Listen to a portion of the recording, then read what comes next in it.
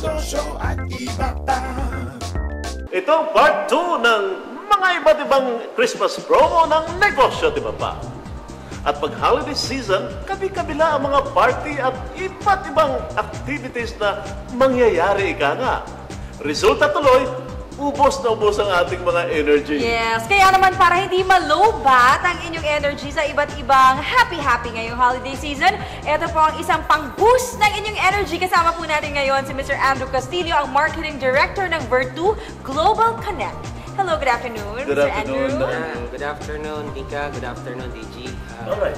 Ano ba itong product nyo na in-introduce nyo ngayon o na-introduce nyo na sa market, Andrew? Yeah, we call this the Alkaline Energy Plus. No? Alkaline Energy Plus. Okay. Ang ginagawa nito, 4 na bagay. Okay. First, kasi lahat ng diet natin ngayon, the way we see it, 98% ng diet natin ngayon are acidic forming foods. No? So, pag acidic tayo, lahat ng klaseng sakit na i-invite ng katawan natin. No? Alright. If our blood is left in acidic level, masyado tayong maraming nagiging sakit. So, kailangan uminom tayo ng water na alkaline. So, pag nilagay mo ang tubig dito, instantly nagiging alkaline siya. 4 ang ginagawa niya actually. Ginagawa niyang alkaline ng water, ina-ionize niya, mina-micronize niya, at saka mini-mineralize niya. Okay. At ito ang kailangan ng ating Kailangan niya ng ating katawan. Aha. Bakit natin kailangan na maging alkaline ang tubig at hindi acidic? Okay. Kasi pag ang actually, for example, no, ang cancer cell, they thrive on acidic blood cells. Pag ang ating blood cells is left in an alkaline state, cancer cell, they commit suicide.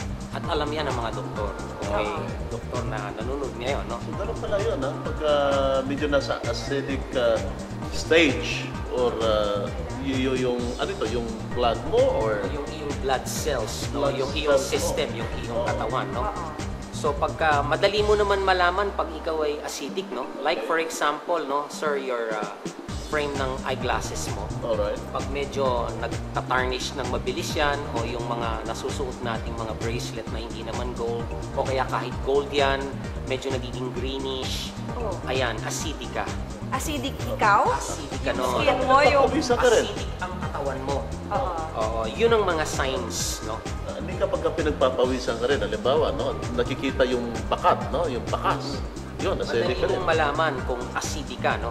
Kailangan talaga ang katawan natin nasa alkaline state. Kasi ang tao pag pinanganak tayo, nung sanggol tayo, alkaline state ang ating katawan. Oo. No? So habang nagkakaedad tayo, kung ano-anong na-introduce na pagkain na kinakain natin, nagiging acidic na tayo. Ano mga nakikure nito? Marami siyang sakit na kayang, though we cannot claim cure, no, because of legal aspect, no? Okay.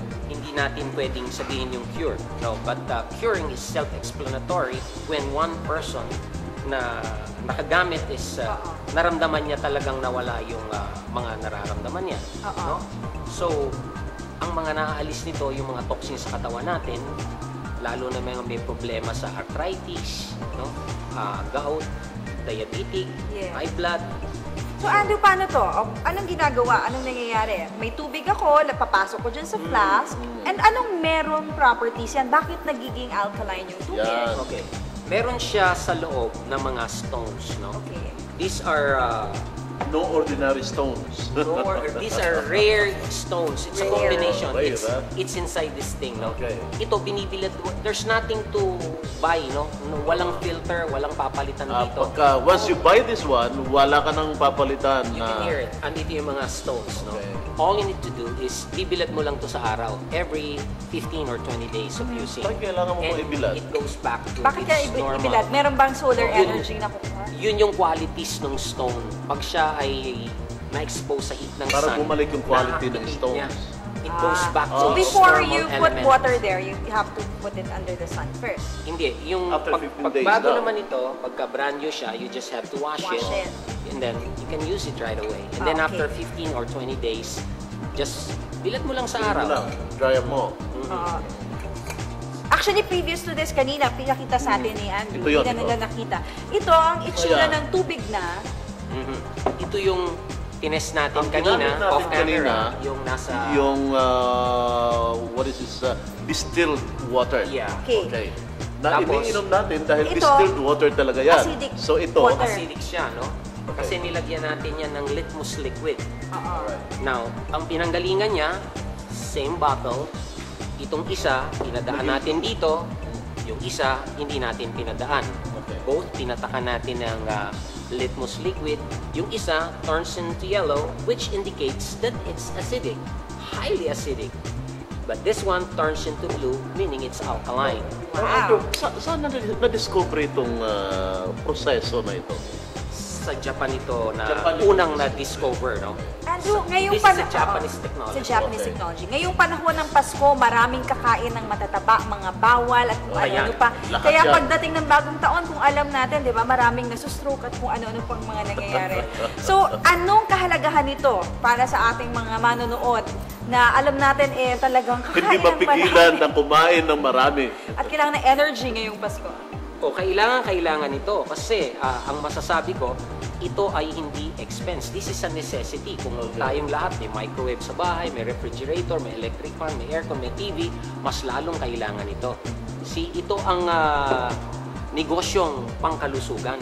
Marami kayong matutulungan, maging malusog at makakaiwas sa maraming sakit. Masarap kumain pag Pasko Di ba?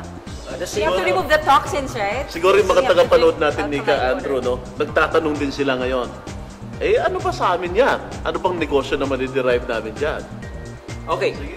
Ang halaga po nito ay 8,000. Okay? All you need to do, when you buy one, you automatically become a distributor. So the second flask that you buy, ang cost mo na Kailangan lang. ng membership or Hindi na, anything. no Okay. membership. Alright. No?